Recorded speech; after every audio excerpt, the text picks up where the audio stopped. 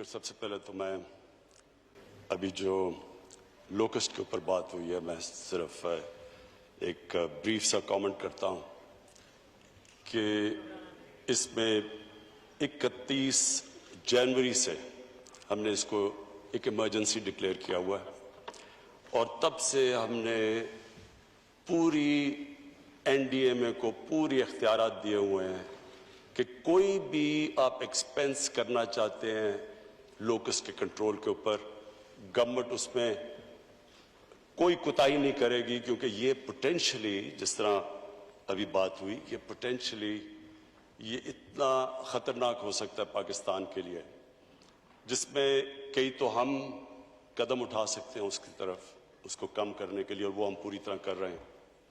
और अनफॉर्चुनेटली बीच में कोरोना आ गया और कोरोना की वजह से जो सप्लाईज आने थे इंग्लैंड से वो रुक गए, तो वो तो हम इंशाल्लाह पूरा जोर लगाएंगे।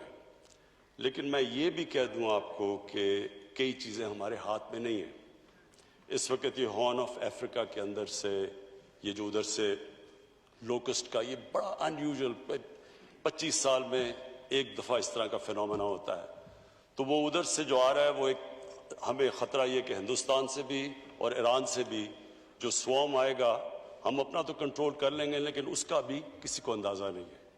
तो हम अल्लाह से दुआ करते हैं कि वो हमारे मुल्क पे अपने करम करे और रहम करे, क्योंकि ये एक्चुअली एक बहुत बड़ी थ्रेट है और इस पे इंशाल्लाह एक पूरी कौम मिल के इसका मुकाबला करेगी। अब स्पीकर साहब, मैं जो सब्जेक्ट से शुरू करना चाहता हूँ, मैं 5 पॉइंट्स पे बात करना चाहता हूँ। 5वीं तो कंक्लूजन है, 4 पॉइंट्स पे बात करना चाहता हूँ। जो पहली चीज़ है वो कोरोना का इशू है। स्पीकर साहब, ये जब पाकिस्तान में 26 केसेस हुए तो तब हमने एक्शन लिया। अभी कोई अमवात नहीं हुई थी कोरोना से। 26 केसेस के ऊपर हमने लॉकडाउन किया पाकिस्तान को। और ये मैं आपको कह दूं कि वो जो लॉकडाउन किया वो, क्योंकि एक दुनिया में फिनोमेना था, यूरोप में देख रहे थे, Wuhan province of Wuhan city China के अंदर, उसके अंदर हमने देखा, तो सूबों ने खुद रिएक्ट करना शुरू किया। जब वो बाहर से देखते थे तो सारे सूबों ने अपनी कदम उठाने शुरू कर दिए। तो एक कोई सेंट्रलाइज्ड प्लानिंग उस वक्त नहीं थी। मेरा पहले दिन से और मेरी टीम का, मेरा पहले दिन से एक खदशा था कि ये एक ऐसा फिनोमेना है कि अगर हम वेस्टर्न यूरोप को कॉपी करें या वुहान को करें या बाद में जो अमेरिका में हो रहा था उसको करें, तो इसका पाकिस्तान और जो हमारा हिंदुस्तान का बरे सगीर है, हमारे सिचुएशन बहुत मुख्तलिफ था। यानी जब सोशल डिस्टेंसिंग की बात करते हैं तो अब न्यूजीलैंड की कई लोग मिसाल देते हैं। न्यूजीलैंड में तो वैसी सोशल डिस्टेंसिंग है, वहां तो जो डेंसिटी ऑफ उनकी आबादी है वो तो फैली हुई है, और फिर एक जजीरे हैं। पाकिस्तान के अंदर हाई डेंसिटी पॉपुलेशन, कच्ची आबादियां, गरीब बस्तियां, जिधर 8-8, 9-9 लोग कमरों में, छाबड़ी वाले, डेली वेजर्स, ये एक बहुत बड़ा तबका था। जब ये हुआ तो मैंने पहले दिन इसके ऊपर बात की कि हमारे पास तो एक ड्यूल प्रॉब्लम है। हम बिल्कुल मुख्तलिफ हैं बाकी मुल्कों से। हमारी तरफ एक हमने लोगों को कोरोना से बचाना है और दूसरी तरफ भूख से बचाना है, जो कि गुर्बत की वजह से लोगों को मरना है, उससे बचाना है। शुरू में तनकीद भी हमें बड़ी बर्दाश्त की कि लोगों ने कहा और सख्त लॉकडाउन करना चाहिए था। मेरे ऊपर बड़ा प्रेशर था, मेरे अपने लोगों से प्रेशर था, मेरी अपनी कैबिनेट के अंदर लोग समझते थे कि हम वो लॉकडाउन नहीं कर रहे जो होना चाहिए था, जो कि हिंदुस्तान ने कर दिया। जिस तरह का लॉकडाउन नरेंद्र मोदी की हुकूमत ने हमारे बाद किया। और जब अब हमारे पास एक डेटा सामने आ चुका है, क्योंकि नई नई चीजें थी, दुनिया भी एक्सपीरियंस से सीख रही थी, दुनिया देख रही थी, हर मुल्क अपने अपने एक्सपेरिमेंट कर रहा था। इंग्लैंड ने पहले उन्होंने कहा कि हर्ड इम्यूनिटी की तरफ जाएंगे, उन्होंने लॉकडाउन नहीं किया। जब केसेस बढ़े उन्होंने पूरा लॉकडाउन किया। ब्राजील ने انہوں نے لاک ڈاؤن نہیں کیا اس کے پریزیڈنٹ نے, تو آج وہ 50,000 لوگ مر چکے ہیں, اس سے بھی زیادہ.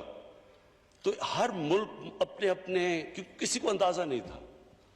میں آج ایک صرف اس کامنٹ کے اوپر آج بات کرنا چاہتا ہوں کہ بار بار یہ کہا جا رہا ہے کہ کنفیوژن تھی.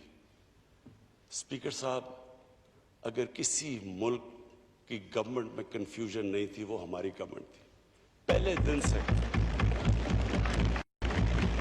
میں آج اپنے اپوزیشن ممبرز کو کہتا ہوں, 13 مارچ کو ہم نے لاک ڈاؤن کیا. 13 مارچ سے لے کے آج تک میری ایک سٹیٹمنٹ بتا دیں جس میں تضاد ہو. جو میں 13 مارچ سے کہہ رہا تھا, آپ کو ٹائم ملے گا پلیز, میں ابھی آپ کو کہتا ہوں, میں آپ کو چیلنج کرتا ہوں. میں نے کانسٹنٹلی 2 چیزوں پہ بات کی کہ کرونا اگر آپ کر سکتے ہیں, اگر آپ کی سنگاپور کی آبادی ہے, اگر آپ کے پاس $50,000 پر کیپٹا انکم ہے, اگر آپ کی نیچرل سوشل ڈسٹنسنگ ہے, تو سب سے بہترین چیز اس کو روکنے کی ہے کہ بالکل کرفیو لگا دو. میں نے تو یہ پہلے دن سے کہا, لیکن میں نے یہ بھی کہا کہ جو ہمارا ملک کی کنڈیشنز ہیں, ہمیں یہ سوچنا پڑے گا کہ اگر ہم یہ کرنے جا رہے ہیں تو وہ غریب طبقے کے اوپر کیا امپیکٹ پڑے گا. یہ کنسسٹنٹ میری سٹیٹمنٹس رہی ہیں. میں آپ کوئی اٹھا کے دیکھ, اب تو بڑا آسان ہے, سوشل میڈیا پہ ساری تقریریں آپ کے سامنے ہیں. کبھی کنفیوژن نہیں آئی. اور میں آج اپنی جو ٹیم, جو NCOC میں ہم نے ٹیم بنائی جس میں مختلف ڈاکٹرز بھی تھے, ہمارے ڈیٹا گیدر کرنے کے بھی لوگ تھے, اسد عمر وہ لیڈ کر رہے تھے. میں آج خاص ان کو خراج تحسین پیش کرتا ہوں کیونکہ یہ انہوں نے جس طرح کا وہ ادارہ تھا, اس ادارے کے اندر ہر روز ڈیٹا کلیکشن ہوتی تھی, دنیا کی ٹرینڈز دیکھی جاتی تھی, ایکسپرٹ اوپینین آتا تھا, اور وہ ڈاکٹرز کنسلٹ کرتے تھے باقی صوبوں کے ڈاکٹرز کو, باقی صوبوں کے ساتھ کوآرڈینیشن قائم کی. پہلے کوئی بھی ڈیٹا ہی نہیں تھا, ہمیں یہی نہیں پتا تھا کہ ہمارے پاس کتنے وینٹیلیٹرز ہیں پاکستان میں ہاسپٹل میں, کوئی کسی کو نہیں پتا تھا. ہمیں یہ کوئی اس طرح کے ہمارے پاس پاکستان میں انٹینسو کیئر بیڈز کتنے ہیں, ٹرینڈ سٹاف کتنا ہے, یہ کوئی ڈیٹا اویلیبل نہیں تھا. یہ NCOC نے ہر روز میٹنگز کر کے ڈیٹا اکٹھا کیا. انہوں نے دنیا کی ٹرینڈز اس کے مطابق پھر کوشش ہمارے پیکیولر سرکمسٹانسز پہ کی. اسپیکر صاحب, اس کی وجہ سے میں تو ان کی داد دیتا ہوں کہ اس کی وجہ سے ہماری جو ڈیسیجن میکنگ تھی, ہمارے فیصلے تھے, وہ بالکل ان کے اندر تضاد نہیں آیا اور ہم کنسسٹنٹلی آگے بڑھے. اب وہ دیکھیں, 2 طرف سے تنقید تو ایک طرف سے ہوئی کہ آپ نے پوری طرح لاک ڈاؤن لگا دینا ہے.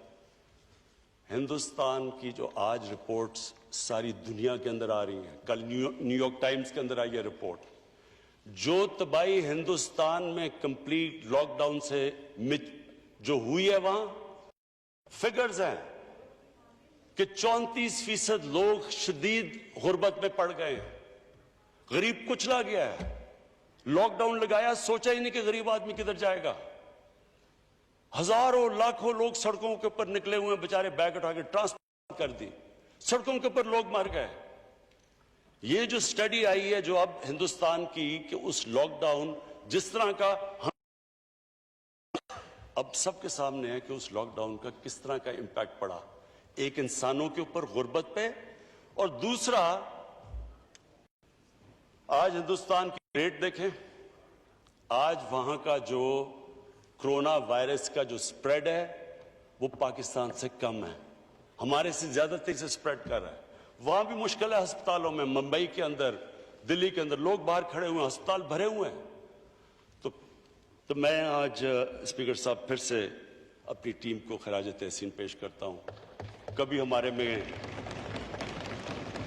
کنفیوژن نہیں تھی, کبھی کوئی کنفیوژن نہیں تھی, جو ہر روز میٹنگ کر کے اب تک ہم یہاں پہنچے.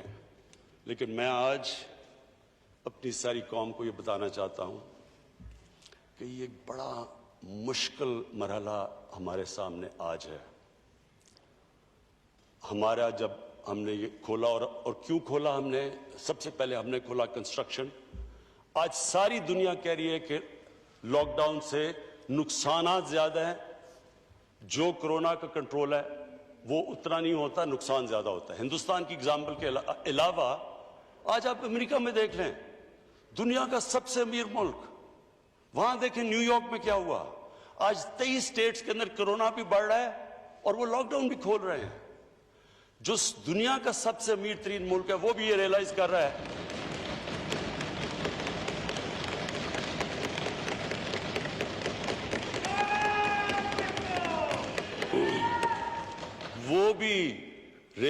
رہا ہے کہ دنیا کی سب سے طاقتور اکانومی بھی جب آپ ایک اکانومی کو بند کرتے ہیں وہ بھی برداشت نہیں کر سکتی اس کے اثرات.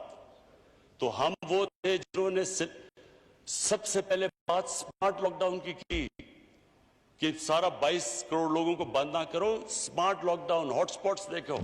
یہ ساری ہماری NCOC کا کمال ہے کہ وہ انہوں نے پوری سٹڈی کر کے اپنے ملک کی کنڈیشنز میں جس طرح ہم چلے. اب تک اللہ کا کرم ہوا ہے ہمارے ملک پہ کہ آپ ہماری آبادی دیکھیں اور جس طرح ہم اس میں سے نیویگیٹ کر کے نکلے ہیں، ابھی تک اللہ کا بڑا کرم ہے. لیکن جو اگلا فیز ہے اسپیکر صاحب، یہ مشکل فیز ہے. یہ مشکل اس لیے ہے کہ ہم پوری کوشش کر رہے ہیں کہ عوام کو سمجھ آئے کہ SOPs کو فالو کرنا کیوں ضروری ہے. جو بھی ایک فیکٹری کھولتے ہیں، ٹرانسپورٹ کرتے ہیں، جو بھی آپ اپنی کاروبار کی آپ ایکٹیویٹی جب کھولتے ہیں، اور وہ ہمارے لیے ضروری ہے کہ ہم نے روزگار دینا ہے لوگوں کو، وہ اس لیے ضروری ہے فالو کرنا کہ جب کلسٹرز ہوتے ہیں ہمیں پتہ ہے یہ بیماری پھیل جاتی ہے، تیزی سے پھیلتی ہے. اور ہمیں یہ بھی پتہ ہے کہ اگر یہ احتیاط نہ کی گئی تو ہمارے ہاسپٹلز پہ پریشر پڑ گیا ہے، اور اگر احتیاط نہ کی تو مزید اور پڑنے والا ہے. اس لیے یہ ساری اس اسمبلی سے جو بھی عوام دیکھ رہی ہے، جو بھی ہم سب یہاں بیٹھے ہیں، یہ ہم سب کے اوپر لازم ہے کہ ہم یہ اپنی طور پہ پبلک میں لوگوں کو ریئلائز کریں کہ کتنا ضروری ہے ہمیں بچانا اپنے بوڑھوں کو، اپنے بیمار لوگوں کو، بلڈ پریشر کے لوگوں کو، جن کو ڈائبٹیز ہے. اصل میں تو جو سمارٹ لاک ڈاؤن کا مطلب یہ ہے کہ ان کو پروٹیکٹ کیا جائے. ہمیں پتہ ہے کہ عام لوگ ہمارے ماشاءاللہ ہمارے بھی یہاں بیٹھے ہیں جو لوگ ریکور کر بیٹھے ہیں اس سے، لیکن ہمیں یہ پتہ ہے کہ جن کے اندر کوئی بھی ویکنس ہو، یہ ایک ایسی بیماری ہے جو کہ ان کی جانیں خطرے میں ڈال دیتی ہے. تو اس لیے میں آج میں یہ بھی جو رشتہ دار ہیں، جن لوگوں کے آج آلموسٹ 4000 لوگ ہمارے اموات ہو چکی ہیں، اس سے ہم ان کے لیے دعا بھی کرتے ہیں، ہم افسوس کرتے ہیں، ان کے لیے دعا کرتے ہیں جو کہ اس بیماری کی وجہ سے گئے ہیں دنیا سے. لیکن یہ جو اگلا سٹیپ ہے یہ کرٹیکل اس لیے ہے کہ ہمارے پاس اب 2 راستے ہیں. اگر ہم احتیاط کر گئے تو انشاءاللہ جو ہماری فیسلٹیز ہیں وہ اتنی ہیں کہ ہمارا جو ہیلتھ سسٹم ہے وہ کوپ کر جائے گا. لیکن اگر ہم نے بے احتیاطی کی، اور مجھے افسوس سے کہنا پڑتا ہے ہم ہر روز رپورٹ آتی ہے اب ہمیں NCOC میں کہ کون سے صوبے میں، کون سے شہر میں، کون سے ایریاز کے اندر احتیاط کی جا رہی ہے اور کتنی کی جا رہی ہے، کتنی نہیں کی جا رہی. تو اس کے اوپر ایک تو ہم اپنی یہ والنٹیئر فورس ہے، ٹائیگر فورس، ان سب کو ہم نے لگا دیا ہے کیونکہ ایڈمنسٹریشن کے اوپر آگے بہت پریشر ہے، وہ تھک چکے ہیں، تو ان کو لگا دیا ہے SOPs کے اوپر. لیکن یہ ہم انفورس بھی کریں گے، اوپر سے ہمارے جو NCOC میں ہاٹ سپاٹس دیکھ رہے ہیں، سلیکٹیو ایریاز کو بند بھی کریں گے. لیکن میں آج یہ کہہ دوں کہ یہ اگر مہینہ ہم احتیاط سے گزار بیٹھے تو ہم انشاءاللہ اس کے برے اثرات سے بچ سکتے ہیں. ایک اور بات ہوئی جی کہ کرونا کے پیچھے ہم چھپ رہے ہیں اور اپنی جو ہماری کمزوریاں وہ چھپا رہے ہیں کرونا کے پیچھے. میں اسپیکر صاحب صرف فگر دینا چاہتا ہوں, آج ہی آئیے وہ فگر.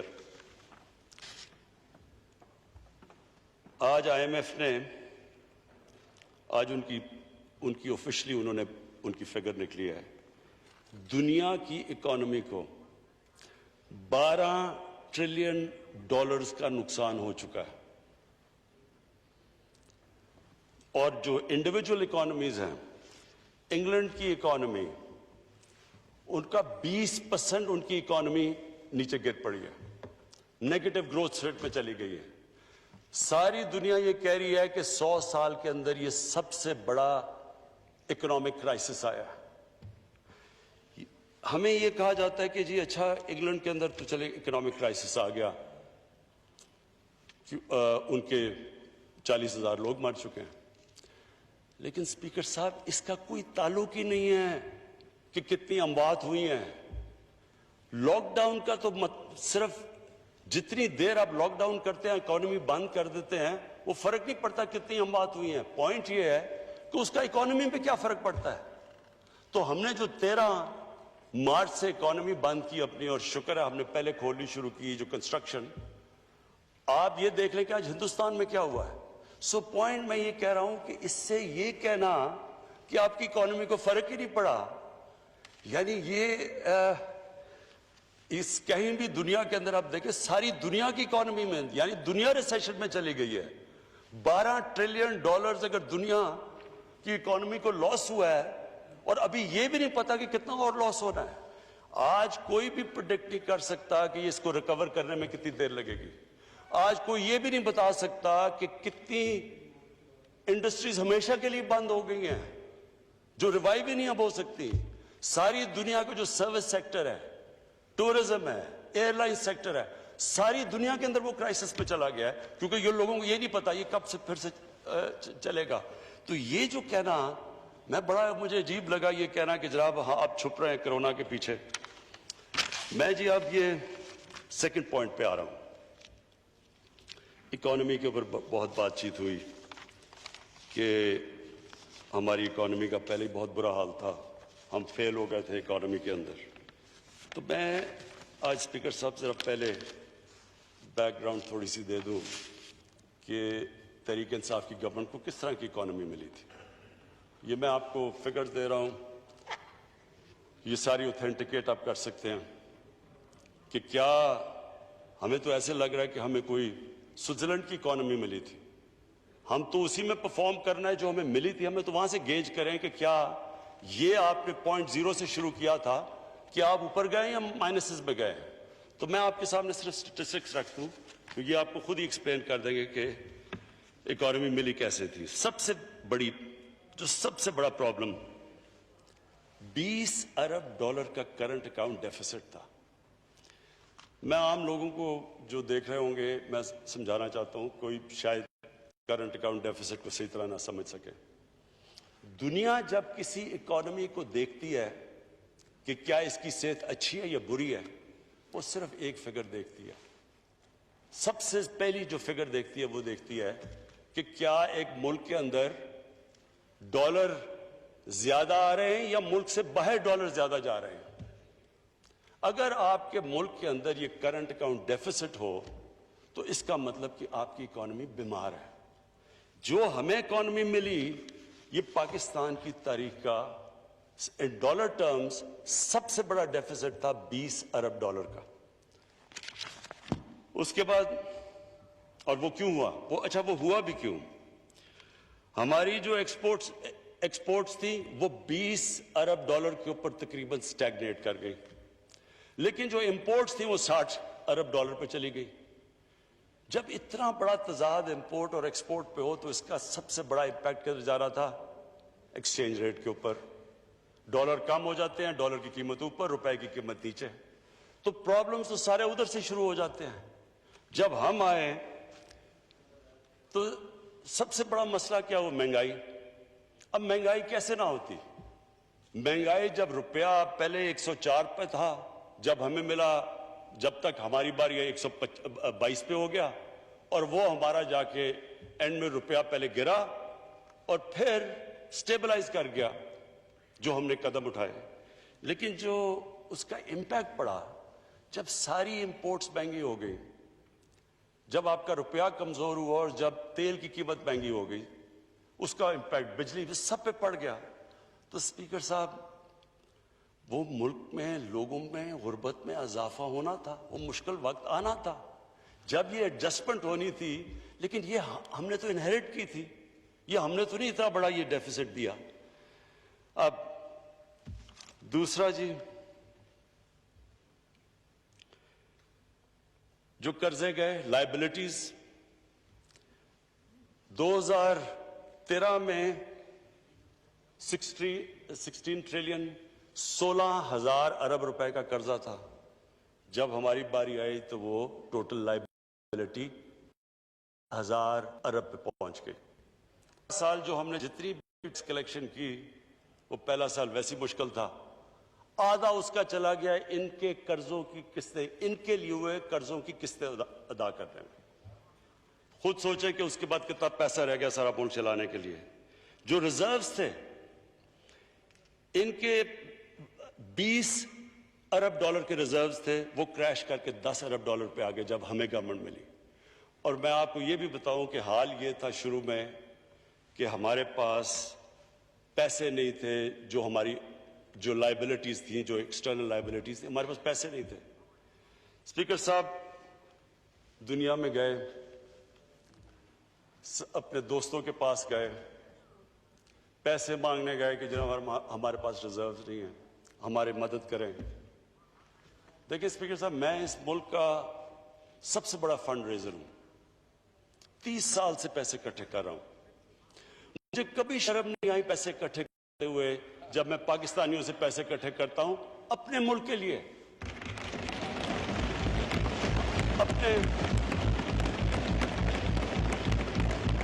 اپنے ہسپتالوں کے لیے, یونیورسٹی جس میں غریب بچے پڑھ سکتے ہیں. مجھے کوئی شرم نہیں آتی.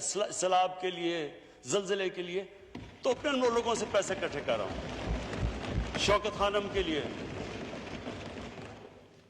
لیکن اسپیکر صاحب, جو مجھے شرم آئی جب ہم دوسرے لوگوں سے جا کے اپنے ملک کے لیے پیسے مانگے. میرے ساتھ لوگ, میرے ساتھ ٹیم تھی, شاہ جی میرے ساتھ تھے, اسد میرے ساتھ تھا. دیکھیں, آپ جو مرضی کر لیں, آپ کا جتنا مرضی وہ خیر خواہ ہو, دوست بھی ہو, لیکن جب آپ ہاتھ پھیلاتے ہیں نا کسی کے سامنے, اس کی آنکھوں میں ایک لک آتی ہے, اور وہ صرف میرے لیے شرم کی بات نہیں, میرے ملک کے لیے, کہ میں ملک جب جا کے کسی سے پیسے مانگتا ہے, اور وہ ہم کیوں مانگ رہے تھے, ہمارے پاس پیسے نہیں تھے, ہم ڈیفالٹ کرنے کے سٹیج پہ آئے ہوئے تھے. تو ہم 3 مہینے تو لگے ہوئے, کبھی ایک ملک میں جا رہے ہیں, کبھی دوسرے ملک میں پیسے مانگنے کے لیے. اور اسپیکر صاحب, یہ ہماری وجہ سے نہیں تھا, یہ ہمارے ملک کی بدقسمتی کہ ہمارے جو اس ملک میں لیڈرشپ تھی. اب میں آپ کو ذرا مثال دیتا ہوں کہ ایک طرف تو یہ ہمارا حال تھا کہ پیسے مانگ رہے تھے. ذرا میں آپ کو صرف بتانا چاہتا ہوں کہ کیا یہ جو ایک جو ملک کا پرائم منسٹر ہوتا ہے, وہ ملک کے باپ کی طرح ہوتا ہے, قوم اس کے بچے ہوتے ہیں. میں سمپل سوال آپ سے پوچھتا ہوں کہ کیا اگر میرے بچے بھوکے ہیں, اگر میں بچوں کو صحیح علاج نہیں کروا سکتا, تو کیا میں ایک بادشاہ کی طرح رہوں گا اور بچے میرے بھوکے رہیں گے؟ کیا میں اپنے خرچے نہیں کٹ کروں گا؟ میں صرف آپ کو یہ اس لیے بتا رہا ہوں کہ یہ مائنڈ سیٹ ریفلیکٹ کرتا ہے. اسپیکر صاحب, میں واشنگٹن گیا, ٹوٹل پیسہ جو میں نے خرچ کیا $67,180. یہ میرا سارا ٹرپ کا تھا. ٹھہر جائے ایک منٹ پہلے. نواز شریف نے وہی ٹرپ کی واشنگٹن کی, $549,000. آصف زرداری نے وہ ٹرپ کی $752,000. اب میں صرف یہ پوچھ رہا ہوں کہ کیا وہاں جانے سے, اتنے زیادہ پیسے خرچ کرنے سے کیا ان کے حکمرانوں نے سمجھا ہوگا کہ یہ جو کتنے زبردست لوگ ہیں، یہ کتنے بڑے ہوٹل میں ٹھہر رہے ہیں؟ ایک طرف آپ پیسے مانگ رہے ہیں ان سے، دوسری طرف آپ اس طرح ٹھہر رہے ہیں۔ میں آپ کو کہتا ہوں کہ ویسٹرن ڈیموکریسی کے لیڈر اتنا پیسہ خرچ نہ کرے جو یہ ہیں۔ آگے آ جائے جی، یو این کی وزٹ، آصف زرداری نے خرچ کیا $1.3 ملین، $13 لاکھ۔ نواز شریف نے خرچ کیا $11 لاکھ۔ شاہد خاقان عباسی نے کیا $7 لاکھ۔ وہی ٹرپ میں نے $162,000 پہ کی، $1,62,000، 10 گنا زیادہ فرق۔ ڈیووس گئے، ڈیووس میں جناب گیلانی صاحب گئے تو انہوں نے $460,000 پہ کی، نواز شریف نے $762,000 پہ کی، شاہد خاقان عباسی نے $561,000 پہ کی، اور میں نے کی $68,000 پہ۔ میں صرف اسپیکر صاحب، میں آپ کے لیے صرف یہ اس لیے کہہ رہا ہوں، میں صرف آپ کے لیے کہہ رہا ہوں، میں آج یہ صرف پوچھنا چاہتا ہوں کہ کیا جب آپ ایک مقروض ملک، جو میں آپ کو بتا رہا ہوں قرضے لے رہے ہیں، اور میں آپ پھر سے کہتا ہوں، جب شرم آتی ہے، کیوں مجھے اپنے لیے تو علیحدہ، جو میری قوم، وہ کیا سمجھتے ہوں گے ہماری قوم کو، اور آپ کو یقین دلاؤں کہ سب دنیا کو، ساری دنیا کو پتا ہوتا ہے کہ کس ملک کا کیا حال ہے۔ آج تو آپ اپنے موبائل فون پہ بتا دیں گے کون سے ملک کے کتنے قرضے ہیں، کیا اس کی سٹیٹ ہے، کتنے اس کی کرنٹ اکاؤنٹ ڈیفیسٹ کی۔ تو ایک طرف ہم قرضے لیتے جا رہے تھے، ہماری 10 سالوں میں لائبلٹیز گئیں 6,000 ارب سے 30,000 ارب پہ، لیکن جو لوگ اوپر بیٹھے ہوئے تھے، کیا ان کو نہیں پتا تھا کہ یہ ملک ایک ڈالر امپورٹنٹ ہوتا ہے؟ کیونکہ آپ ایک ملک کے اندر کلچر بناتے ہیں، آپ لوگوں کو بتاتے ہیں کہ ہمیں فکر ہے۔ جب میں فکر کرتا ہوں تو مجھے امید ہوتی ہے کہ باقی بھی سارے مجھے دیکھتے ہیں۔ میں نے اگر اپنا یہ جو سٹاف تھا میرا پرائم منسٹر ہاؤس کا، 534 کام کرنے والے تھے، وہ آدھے کر دیے، پیسہ ہم نے کم کر دیے، اور اسپیکر صاحب یہ اور بھی کم ہو سکتے ہیں، لیکن وہ سٹاف آج کل کے زمانے میں ان کو بے روزگار نہیں کرنا چاہتے تھے، ہم اور بھی کم کر سکتے ہیں۔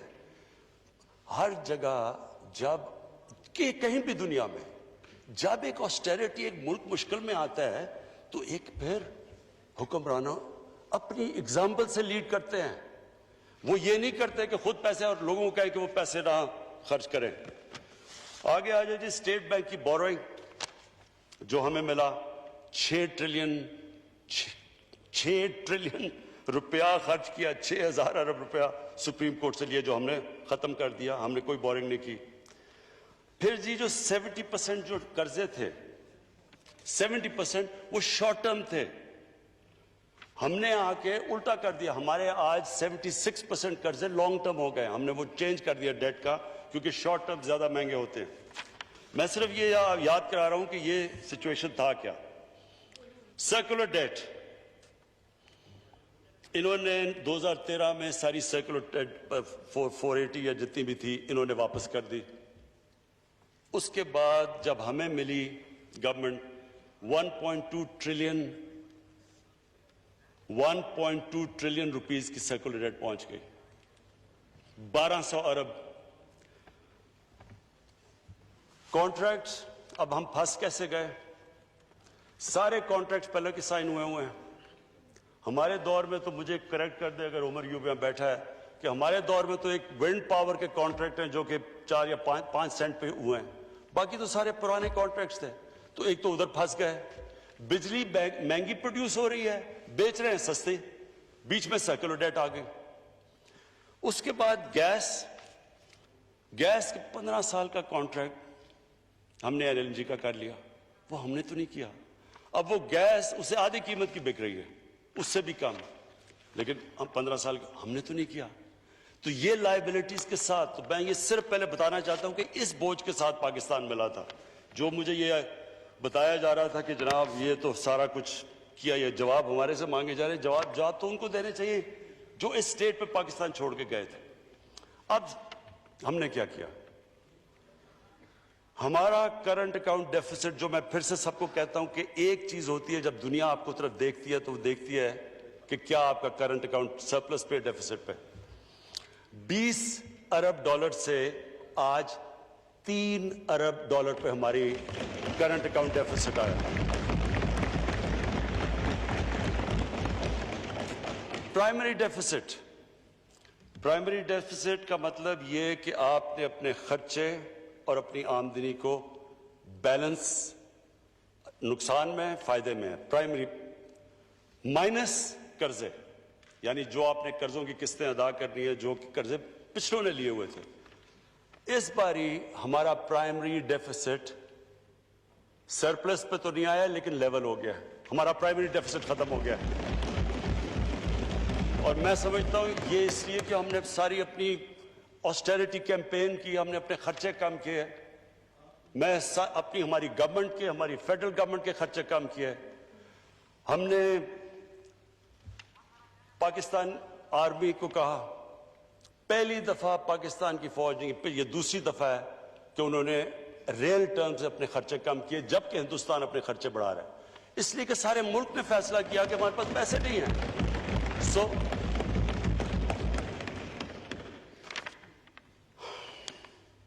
اس کے بعد جی جو چیز مجھے خاص خوشی ہے جو ہم نے کی وہ یہ کہ ہم نے جو غریبوں کے لیے، جو عام لوگوں کے لیے، جو ہمارا احساس پروگرام، جو پاکستان کی تاریخ کا سب سے بڑا پروگرام ہے، عام لوگوں کو غربت سے نکالنے کا، پاورٹی ایلیویشن کا، اس کو اس برے وقت میں، جبکہ کووڈ کے جو آخری یہ جو کوارٹر تھا ہماری کریش کر گئی، جس طرح ساری دنیا میں ریونیوز کریش کے جب ہمارے کر گئے، تو اس کے ہم نے 208 ارب بلکہ کم نہیں کیا، احساس پروگرام کا ہم نے اس کی زیادہ بڑھا دیا. ٹیکس پہ آ جائیں جی. پچھلے 3 سال میں سب سے زیادہ ٹیکس اکٹھا ہوا 17% پہ. کووڈ سے پہلے جب یہ کرونا وائرس کی لاک ڈاؤن نہیں ہوا تو ہمارا 17% ہمارا ٹیکس کی گروتھ تھی. ہمارا نان ٹیکس ریونیو 33% بڑھا. ہماری فورن ڈائریکٹ انویسٹمنٹ 1 ارب ڈالر سے گئی 2.1 ارب ڈالر پہ ڈبل ہوئی فورن ڈائریکٹ انویسٹمنٹ. ہماری ریمیٹنسز میں 3% اضافہ ہوا. ہماری ایکسپورٹس مارچ کے اندر جب یہ کووڈ سے پہلے جو ہماری ایکسپورٹس تھی وہ پچھلے 10 سال میں سب سے تیزی سے آن اے منتھ بیسس ہماری ایکسپورٹس بڑھ رہی تھی. اور ہماری جو ریٹنگ تھی، جو کہ دنیا کی ریٹنگ ایجنسیز ریٹ کرتی ہے ملک کو، ہماری B3 پازیٹیو چلی گئی، یعنی کہ دنیا ریکگنائز کرنا شروع ہوگی کہ اکانومی ہماری امپروو کر گئی ہے. اور اب تک ہم 5,000 ارب روپے قرضے واپس کر چکے، جو قرضے پچھلی حکومتوں نے لیے.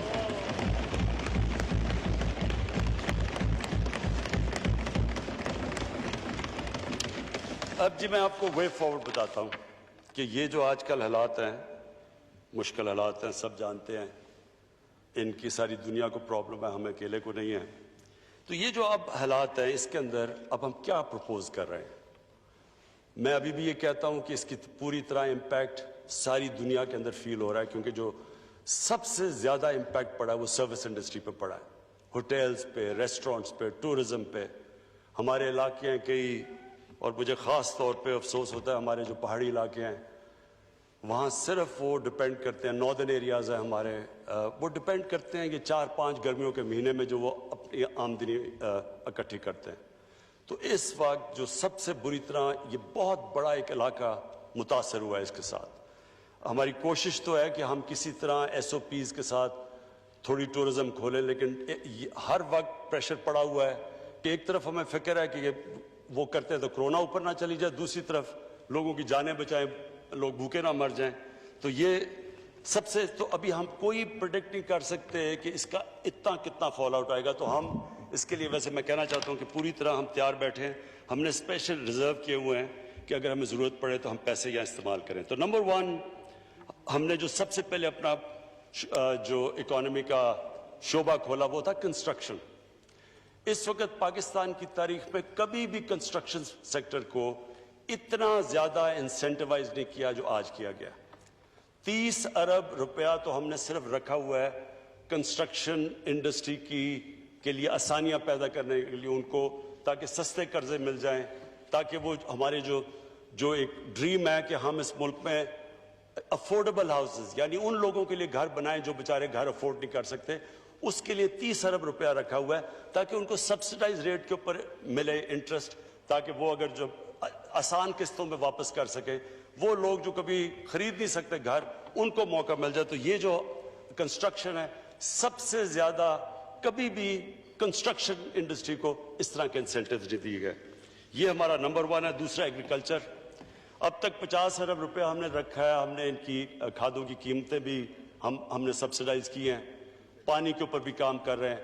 लेकिन ये एग्रीकल्चर जो सेक्टर है इस गवर्नमेंट ने फैसला किया है, अभी फखर इमाम ने आपसे पता नहीं कितनी इसके ऊपर तफसील में बात की है, हमारी अब सारी कंसंट्रेशन ये है कि कंस्ट्रक्शन और एग्रीकल्चर को हम आज प्रायोरिटाइज करें और इसके ऊपर पूरा जोर लगाएं।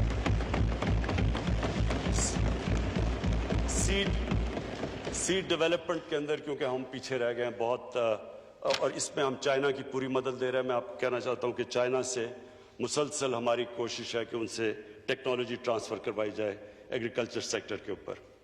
हमने जो अपना PSDP है, इस मुश्किल हालात में भी हमने अपना PSDP को कम नहीं किया और हमने अपने नॉन डेवलपमेंट एक्सपेंडिचर के ऊपर कट्स डाले हैं, लेकिन PSDP इसलिए नहीं हमने कम किया क्योंकि हम चाहते हैं कि इससे इकॉनमी हमारी चलनी शुरू हो और लोगों को रोजगार मिले। हमारा जी जो तीसरा इंडस्ट्री के अंदर जब तक हम अपनी एक्सपोर्ट्स नहीं बढ़ाते, हम इसी क्राइसिस के अंदर जो अब तक फंसे हैं, ये करंट अकाउंट डेफिसिट में फंसे रहेंगे।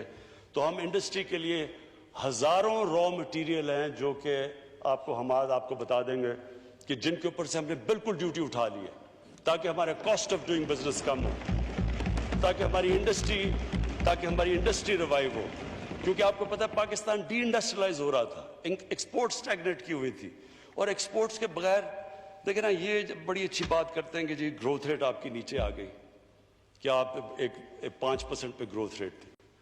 अगर आपकी ग्रोथ रेट 5% पे है और आपका रिकॉर्ड करंट अकाउंट डेफिसिट है, आपकी इंपोर्ट 60 अरब की हैं और एक्सपोर्ट्स 20 अरब की हैं, तो वो तो मुल्क वो सस्टेनेबल ही नहीं है, वो तो जाना उसने क्राइसिस में है। जो भी दुनिया आगे निकली है वो तो सिर्फ निकली एक्सपोर्ट लेड ग्रोथ के ऊपर है।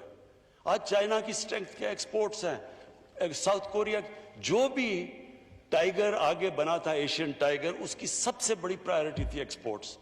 तो एक्सपोर्ट्स के ऊपर जब तक कि आप इंसेंटिवाइज नहीं करेंगे अपनी इंडस्ट्री को तो वो compete नहीं कर सकती। तो हम उनके रॉ मटेरियल्स के ऊपर भी हमने ये जो किया, मेरे ख्याल में ये बहुत बड़ा इंसेंटिव है। और फिर चौथी चीज, मैं ये जो अपना एहसास प्रोग्राम है, ये हमारा सबसे इंपॉर्टेंट प्रोग्राम है, क्योंकि स्पीकर साहब, कभी भी कोई मुल्क आगे आज तक दुनिया में ऊपर गया ही नहीं जिधर एक छोटा सा तबका अमीर होता जाए और अवाम उधर की उधर रहे, गरीब रहे। ये जो हमारा मुल्क में अमीर और गरीब के अंदर फ़र्क बढ़ता जा रहा है, ये सबसे बड़ी इम्पेडिमेंट है इस मुल्क के आगे बढ़ने से, ये हमें रोक रहा है आगे बढ़ने से। तो ये जो हमारा एहसास प्रोग्राम है, ये मल्टी फैसेटेड है। एक तो कैश हैंड आउट्स, ये जो हमने बड़े मुश्किल वक्त पे जो बचाया है लोगों को, ये जो कैश दिया है 144 अरब रुपया, ये जो ये रिकॉर्ड टाइम के अंदर इतना ज्यादा पैसा, इतने ज्यादा 1 करोड़ 20 लाख खानदान को इतने थोड़े टाइम पे इतना ज्यादा पैसा और शफाफियत से, कोई आज नहीं कह सकता कि किसी ने पॉलिटिकल बेसिस पे ये पैसे बांटे। और ये इंशाल्लाह 100, और ये हम इसको आगे भी एक्सपैंड कर रहे हैं, और इसको 1 करोड़ 60 लाख खानदानों तक हम ये लेके जा रहे हैं।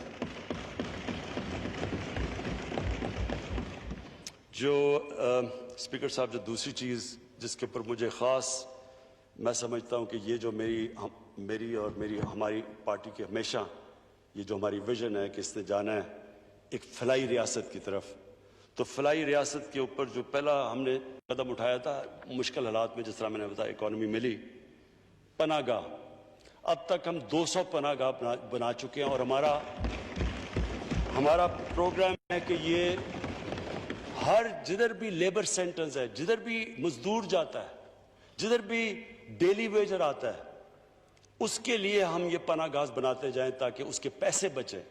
وہ جب پناہ گاہ میں ٹھہرتا ہے تو اس کو کھانا ملتا ہے، وہاں اس کو کوئی رینٹ نہیں کرنا پڑتا، سڑک پہ نہیں سوتا، وہ نہاتا ہے وہاں۔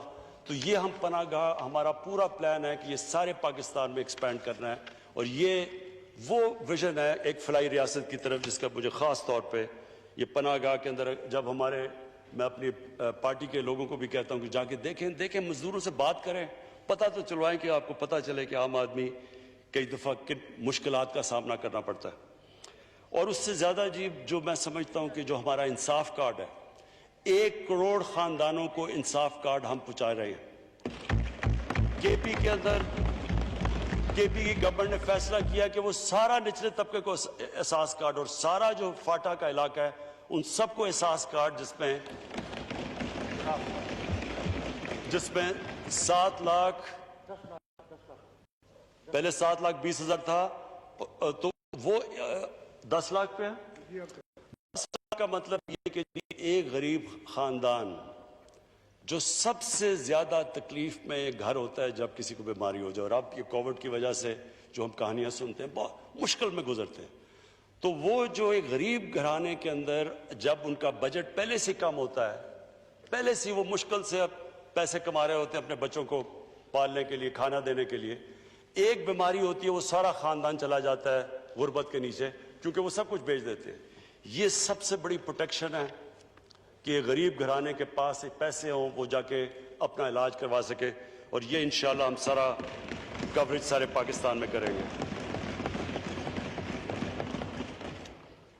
پھر مجھے بڑا اس چیز پہ فخر ہے کہ ہماری پوری کوشش ہوئی ہے کہ ایک پاکستان میں جو ہماری ڈیولپمنٹ ہو، وہ کئی علاقے پیچھے رہ گئے ہیں، ڈیولپمنٹ تھوڑے سے علاقوں میں چلی جاتی ہے، اور ہمارا فاٹا پیچھے رہ گیا، ہمارے بلوچستان کے علاقے پیچھے رہ گئے۔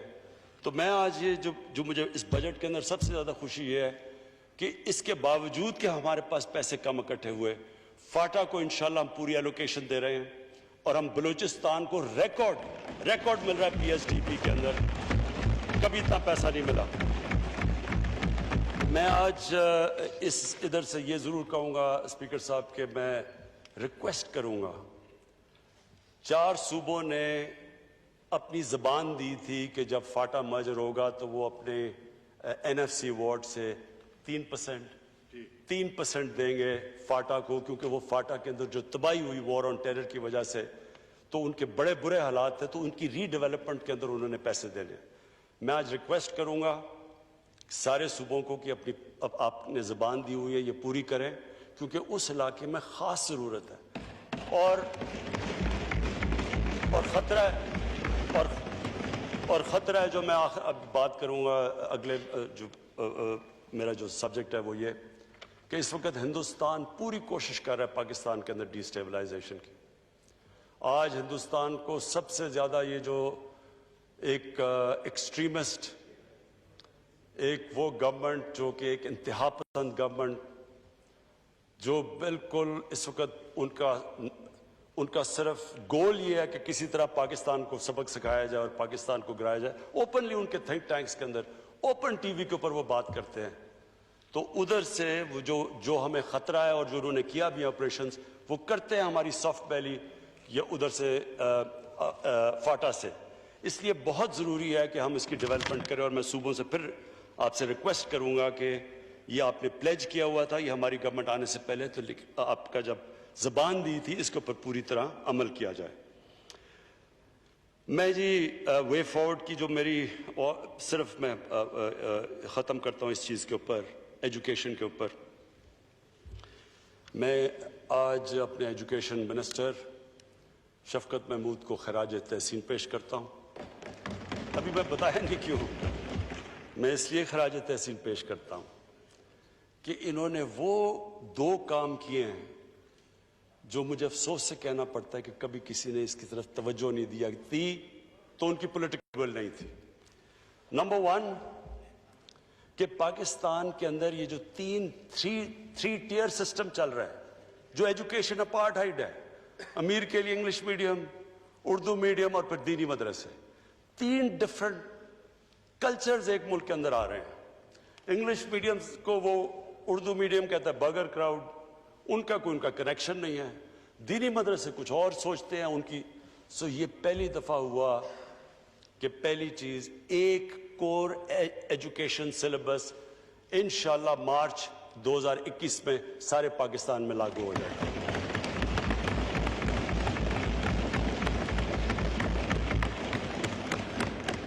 اس میں انہوں نے بڑی کنسلٹیشنز کی ہیں, بڑی مشکل پرائیویٹ سکول سب کو بٹھا کے. میرے خیال میں ایک یہ بہت بڑی اچیومنٹ ہے, اور دوسری کہ دینی مدرسوں کو مین سٹریم میں لانا. یہ پہلے بھی کوششیں ہوئی ہیں, تقریباً 25 لاکھ بچے پڑھتے ہیں دینی مدرسوں میں. آج تک کسی نے نہیں سوچا کہ وہ کیوں نہیں مین سٹریم میں آ سکتے, وہ کیوں نہیں ڈاکٹرز انجینئرز بن سکتے. دین پڑھیں لیکن باقی اور چیزیں بھی کریں. تو یہ جو بڑا انہوں نے کنسلٹیشن سے, دینی مدارس سے, پوری کنسلٹیشن سے اب یہ آیا کہ ان کو بھی ساتھ ساتھ اپنی سلیبس کے وہ بھی سبجیکٹس پڑھائے جائیں گے تاکہ وہ بھی ان کے آپشنز ہوں کہ سوسائٹی میں وہ جو بھی کرنا چاہیں وہ کر سکیں. میری آخری 2 پوائنٹس ہیں جی فورن پالیسی کے اوپر. میں یہ سمجھتا ہوں کہ اس گورنمنٹ کی جو سب سے بڑی کامیابی ہے وہ فورن پالیسی میں.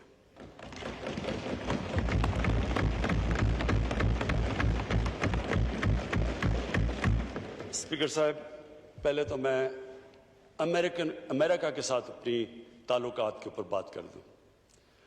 امریکہ سے جس طرح ہم نے وار آن ٹیرر میں ان کا ساتھ دیا, اور جو ذلت اٹھانی پڑی میرے ملک کو, میں نہیں سمجھتا کہ کبھی بھی کوئی ملک ایک وار آن ٹیرر میں ساتھ دے اور ان کا ساتھ دے, اور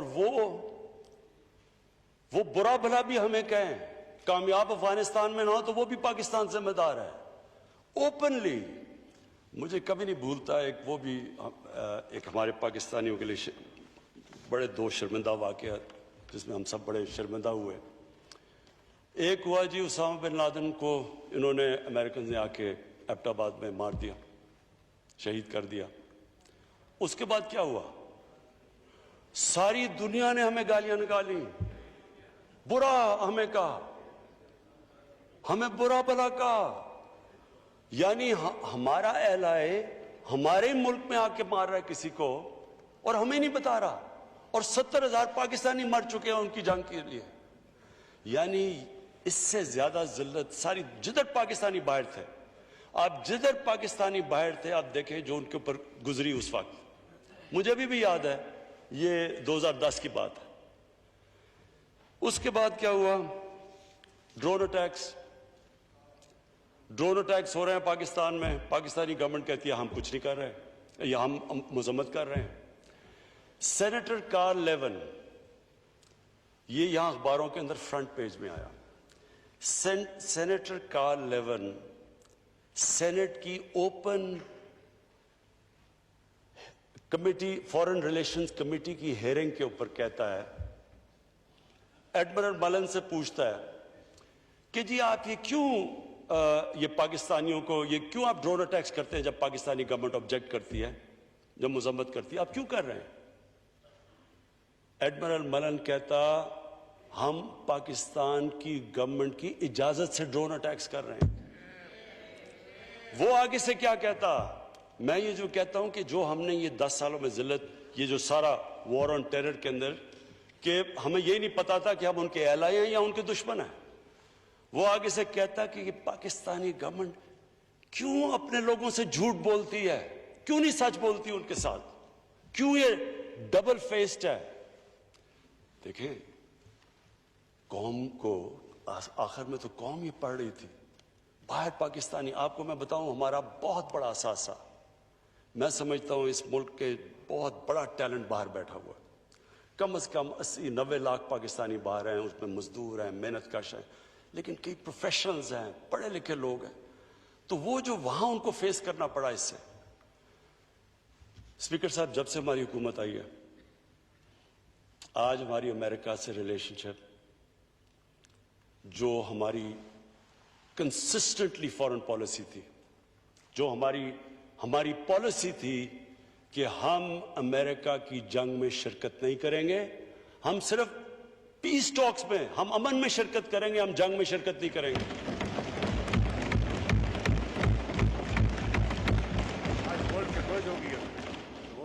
आज ये था कि उनका जो सबसे हार्ड लाइन, सेनेटर लिंडजी ग्रैम, वो पाकिस्तान आता है और पाकिस्तान आके स्टेटमेंट देता है कि जो तहरीक इंसाफ और इमरान खान कह रहा था, there is no military solution, there is only political solution, endorse करता है आके। आज हमारी उनसे रिलेशनशिप, कोई उसके अंदर, कोई आज नहीं हमें कहता कोई दोगलापन है, कोई हम डिसीव कर रहे हैं, हम कोई किसी की जंग नहीं लड़ रहे। एक रिलेशनशिप ट्रस्ट के ऊपर है। मैं ये नहीं कह रहा कि हमारा कोई इसकी वजह से कोई पाकिस्तान को हमें कहना कि जी हमें उनसे कोई एड ले या कुछ ले, एक तो मुझे ये भी शर्म आती है, सारा वक्त हम ये एक्सपेक्ट करते हैं, लेकिन हमारी रिलेशनशिप अब हमें वो कोई जलील नहीं कर रहा। वहां हमें जब भी वो मैं जो डोनाल्ड ट्रंप मिला है, इज्जत दी है उसने कोई हमें कोई कहा नहीं कि जो मेरे लिए बल्कि रिक्वेस्ट करता है कि हमारी मदद करो अफगानिस्तान में अमन लाने के लिए। और स्पीकर साहब, मैं बड़ा आज अपनी हुकूमत को, अपनी फॉरेन पॉलिसी को, अपने फॉरेन मिनिस्टर को, इन सबको फिर खराज तहसीन पेश करता हूं कि आज सब एक्नॉलेज करते हैं कि पाकिस्तान का बहुत बड़ा हाथ है जो अफगानिस्तान में पीस टॉक्स की तरफ जा रहा है, और दुआ करते हैं अल्लाह से कि अफगानिस्तान में अमन हो, ताकि हम पाकिस्तान का और अफगानिस्तान का बहुत फ़ायदा है अमन में, क्योंकि हमारे साथ सारा सेंट्रल एशिया खुल जाता है ट्रेड के लिए, और फ्यूचर तो ट्रेड की है। मैं जी दो और जो हमारी फॉरेन पॉलिसी में, एक हमारे सऊदी अरेबिया से बड़े ज़बरदस्त ताल्लुकात हैं, हमेशा रहे हैं, उन्होंने मदद भी की। दूसरी तरफ ईरान हमारा हमसाया है। हमने पूरी कोशिश की और कर रहे हैं कि किसी तरह सऊदी अरेबिया और ईरान के अंदर ये जो फैलाया जा रहा है, और मैं आपको ये यकीन दिलाता हूं कि ये एक ऐसे स्पॉयलर्स हैं, वो चाहते हैं कि इधर कॉन्फ्लिक्ट हो। सारे मुसलमान दुनिया में उठा के देख लें, लिबिया से देखें, हर जगह तबाही मची हुई है, सीरिया में देख लें, अफगानिस्तान में भी अभी थोड़ा ठीक हो रहा है, सोमालिया, तो वो चाहते हैं कि यहाँ एक कॉन्फ्लिक्ट हो जाए। मैं बड़े फ़ख्र से कहता हूँ कि हमें दोनों ने रिक्वेस्ट किया, ईरान ने भी रिक्वेस्ट किया, सऊदी अरेबिया ने भी रिक्वेस्ट किया कि आप कोशिश करें कि हमारे ताल्लुकात बेहतर करें, और हम कर रहे हैं कोशिश। हालांकि उसके अंदर प्रॉब्लम्स हैं, क्योंकि और प्लेयर्स भी इसके अंदर वो चाहते नहीं, लेकिन बात यह है कि पाकिस्तान आज वो मुल्क नहीं है जो हमें अक्यूज़ किया जाता था कि कभी किसी में जंग में शिरकत कर रहे हैं, कभी कभी किसी मसले का हल नहीं होता। हम वो मुल्क इंशाल्लाह बनेंगे जो लोगों को इकट्ठा करेंगे, मुल्कों को, और इंशाल्लाह मुसलमानों को इकट्ठा करने की कोशिश करेंगे। मेरा आखिरी फॉरेन पॉलिसी पे पॉइंट, इंडिया।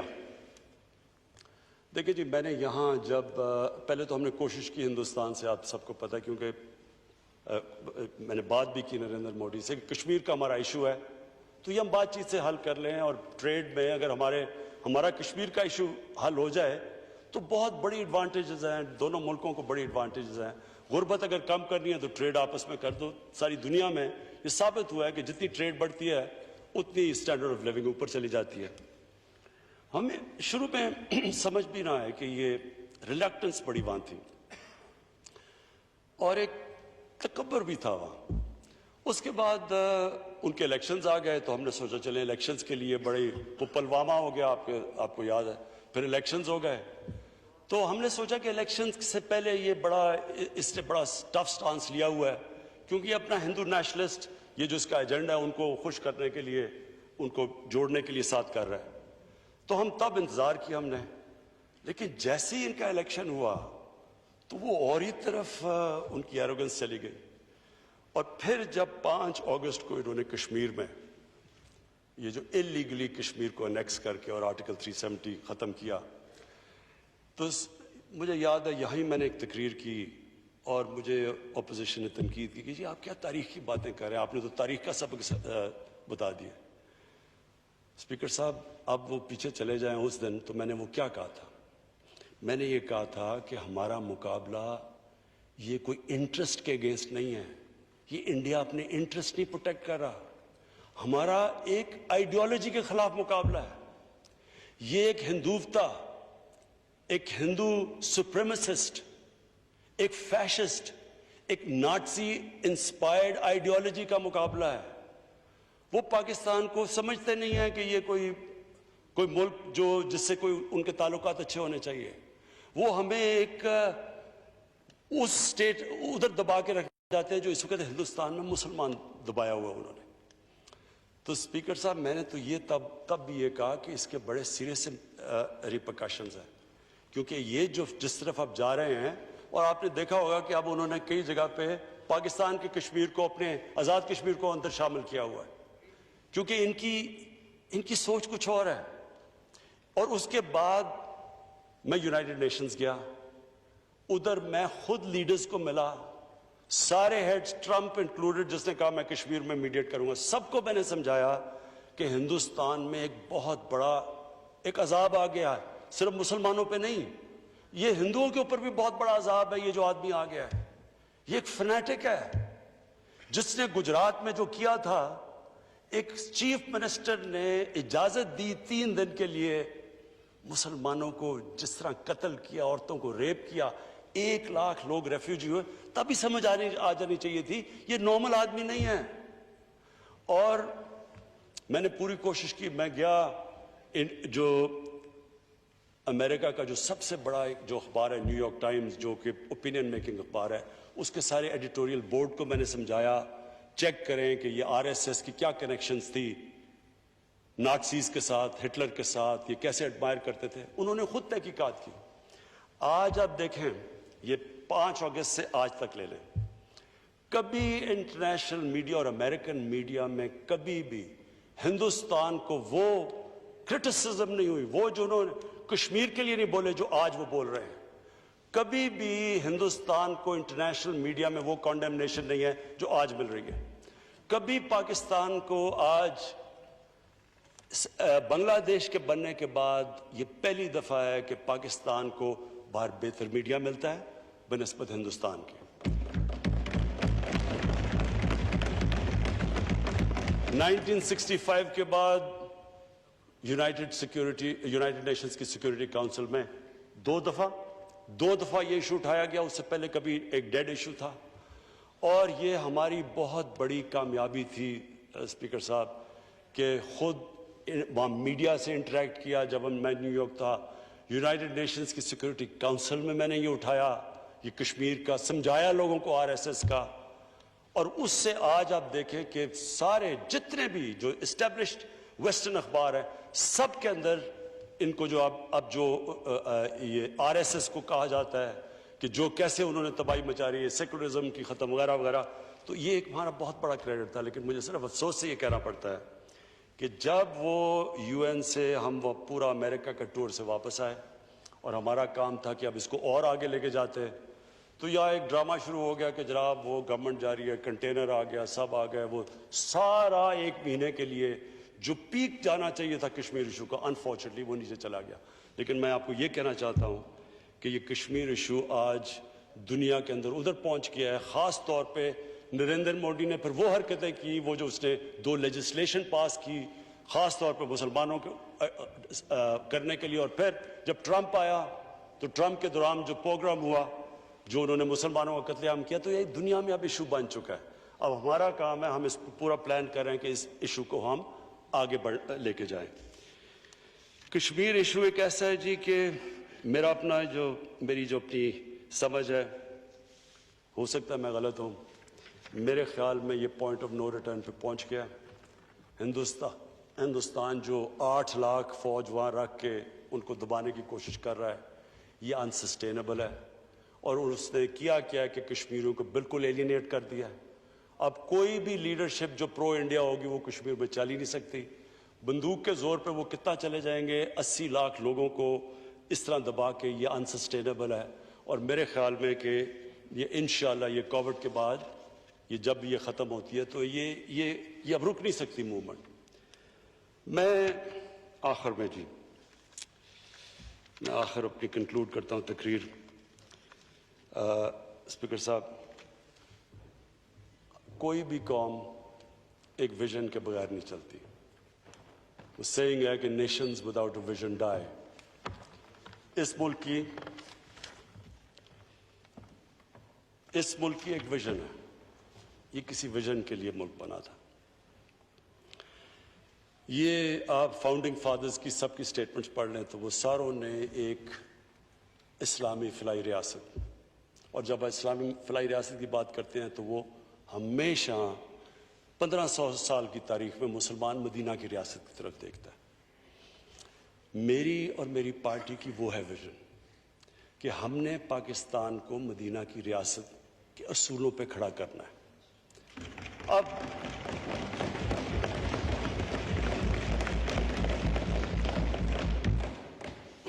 اسپیکر صاحب، جب سے ہماری گورنمنٹ آئی ہے، کہیں کوئی پہاڑ پہ ایکسیڈنٹ ہوتا ہے تو کدھر ہے جی مدینہ کی ریاست. کہیں کوئی بیماری ہوتی ہے، کووڈ آتی ہے، مدینہ کی ریاست کدھر ہے؟ دیکھیں جی، لوگوں کو پتہ ہی نہیں ہے. میں ذرا تھوڑا سا 5 منٹ لے کے بتانا چاہتا ہوں کہ مدینہ کی ریاست کیا تھی.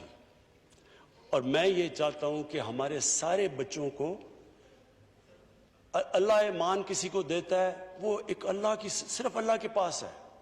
اللہ نے کسی کو جورسڈکشن نہیں دی کسی کو ایمان دے. نبی صلی اللہ علیہ وسلم کو بھی اللہ نے کہا کہ تمہارا کام ہے کہ صرف پیغام دینا. ہدایت کیا وہ انسان میں ایمان آتا ہے، وہ اللہ کی جورسڈکشن ہے. لہٰذا قرآن میں دین میں کوئی زبردستی نہیں ہے. ہمارا دین ایک ایسا دین ہے جس میں ہم کئی دفعہ غلط حرکتیں کرتے ہیں کہ جی زبردستی کسی کے. یہ تو اللہ کا ایک خاص اس کی خاص نعمت ہے کہ وہ کسی کو ایمان دے دے یا نہ دے. لیکن ہمارے یوتھ کو پتہ ہونا چاہیے کہ اس بیسس یہ اسٹیٹ بنی کیوں تھی. علامہ اقبال کی کیا ساری فلسفی تھی. قائد اعظم جس کو لوگ اور طرح دیکھتے جی بڑے لبرل آدمی تھے، قائد اعظم کیوں کہتے تھے کہ ہماری کانسٹیٹیوشن اس وقت کہتے 1400 سال پہلے بنی تھی مدینہ میں. ایک مدینہ کی ریاست کے کئی اصول تھے. نمبر 1 انسانیت تھی. دنیا کی تاریخ کی پہلی فلاحی ریاست بنی تھی. ایک سٹیٹ نے ذمہ داری لی تھی اپنے غریب لوگوں کی، اور وہ جو پیٹرن فالو کرتا ہے. اور جو بھی میرا یہ کنٹینشن ہے آج اسپیکر صاحب، جو بھی مدینہ کے ریاست کے اصولوں پہ چلے گا وہ قوم اٹھ جائے گی، چاہے وہ مسلمان ہو یا نہ ہو. آج اسپیکر صاحب چائنا، اور میں یہ بڑا فخر سے کہتا ہوں کہ ہمارے سب سے بہترین تعلقات چائنا سے آج ہیں. اور میں اس لیے کہتا ہوں کہ ہم جو چائنا کے ایکسپیرینس سے ہم سیکھ سکتے دنیا میں اور کسی ملک سے نہیں سیکھ سکتے. چائنا نے وہ کیا جو مدینہ کی ریاست میں ہوا. ہمارے نبی صلی اللہ علیہ وسلم نے کمزور طبقے کو اوپر اٹھا کے ایک عظیم قوم بنا دی. چائنا نے 30 سال میں 70 کروڑ لوگوں کو غربت سے نکال کے آج وہ دنیا کی سب سے تیزی سے اکانومی، یعنی ساری دنیا کو پتا کہ چائنا کو اب کوئی it's a matter of time کہ چائنا دنیا کی سب سے بڑی پاور بن جائے. تو ہوا کیا؟ اللہ کی بھی برکت اس قوم پہ آتی ہے جو اپنے غریب کمزور طبقے کی مدد کرتا ہے. تو اس لیے ہمارا جو احساس پروگرام ہے انشاءاللہ یہ صرف ابھی تو ایمرجنسی کیش، اس کا پورا ہم نے پروگرام بنایا ہوا ہے کہ ہم نے کس طرح اپنے کمزور طبقے کو اوپر اٹھانا ہے. اس کا جو دوسرا مدینہ کی ریاست کا دوسرا جو بہت بڑا پرنسپل تھا وہ تھا میرٹ. ایک کتاب ہے انگریزی کی، کسی کو موقع ملے تو پڑھیں، دی عرب کانکوسٹ اس کا نام ہے. وہ لکھتی ہے کہ کیا ہوا کہ نبی صلی اللہ علیہ وسلم جنگ بدر جی جی جی جی جی جی جی پلیز اسپیکر صاحب، میڈم پلیز. اسپیکر صاحب پلیز میری ذرا یہ بات سن لیں، یہ میں ختم کر رہا ہوں اپنی تقریر. وہ کیا سرکار مدینہ نے جو 620، یہ تاریخی ہٹ ہے، یہ کوئی گریک میتھولوجی نہیں ہے، تاریخ کا حصہ ہے. 624 یا 25 میں جنگ بدر ہوتی ہے، 313 لوگ ہوتے ہیں، اور 636 میں 11 سال کے بعد جو سپر پاور تھی ایک بیزنٹائن ایمپائر، وہ کولیپس کر جاتی ہے، ان کے سامنے گھٹنے ٹیک دیتی ہے یارموک میں 11 سالوں میں. اور 12 سالوں میں پرشین ایمپائر جو دوسری سپر پاور ہے وہ گر جاتی ہے. کچھ تو ہوا ہوگا کہ ان 11-12 سالوں میں وہ سارا ایک دنیا میں ایک ایسا کوئی ایکسپلین ہی نہیں کر سکتا. اللہ اکبر اللہ اکبر اللہ اکبر اللہ اکبر اشہد ان لا الہ الا اللہ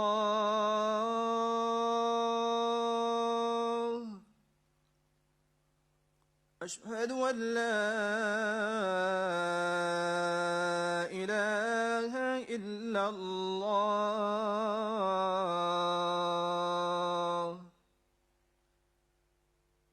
اشہد ان محمد رسول اللہ. وزیر اعظم عمران خان قومی اسمبلی میں اظہار خیال کر رہے ہیں. ان کا یہ کہنا ہے کہ ٹڈی دل کے حوالے سے انہوں نے اپنا خطاب شروع کیا. ان کا یہ کہنا تھا کہ ٹڈی دل کے حوالے سے 31 جنوری سے ایمرجنسی ڈکلیئر کی ہوئی ہے اور این ڈی ایم اے کو تمام ضروری اقدامات کرنے کی ہدایت کی ہوئی ہے. تمام اختیارات جو ہے وہ این ڈی ایم اے کو دے دیے گئے ہیں کیونکہ یہ بہت بڑا خطرہ ثابت ہو سکتا ہے. اس سے نمٹنے کے لیے بھرپور کوششیں کی جا رہی ہیں. کورونا کے حوالے سے بات کرتے ان کا کہنا تھا کہ 26 کیسز جب پاکستان میں رپورٹ ہوئے، رجسٹر ہوئے تو ہم نے لاک ڈاؤن کر دیا. اس وقت کوئی موت بھی نہیں ہوئی تھی. اگر کورونا پر کوئی حکومت کنفیوز نہیں تھی تو وہ ہماری حکومت تھی. باقی تمام دنیا کی حکومتیں جو ہیں وہ فیصلہ لینے میں ہچکچاہٹ کا اظہار کر رہی تھیں. لیکن انہوں نے کہا کہ اس کے ساتھ ساتھ ہم نے لوگوں کو کورونا کے ساتھ ساتھ بھوک سے بھی بچانا تھا، جس کے لیے ہماری حکمت عملی جو ہے وہ بالکل واضح تھی. لاک ڈاؤن میں مرحلہ وار نرمی کی گئی، کنسٹرکشن انڈسٹری کو کھولا گیا اور اس کے ساتھ ساتھ احساس ایمرجنسی کیش پروگرام شروع کیا گیا کہ لوگوں کو 12-12 ہزار روپے خاندانوں کے حساب سے دیے گئے تاکہ تمام لوگ اپنی ضروریات گھر بیٹھے ہی پوری کر سکیں. انہوں نے کہا کہ بھارت نے ہماری حکومت کو دیکھ کر لاک ڈاؤن نافذ کیا، لیکن بھارت میں جس طرح سے لاک ڈاؤن لگایا گیا بغیر کسی تیاری کے، اس کے بعد اس کا حال تمام دنیا نے دیکھ لیا.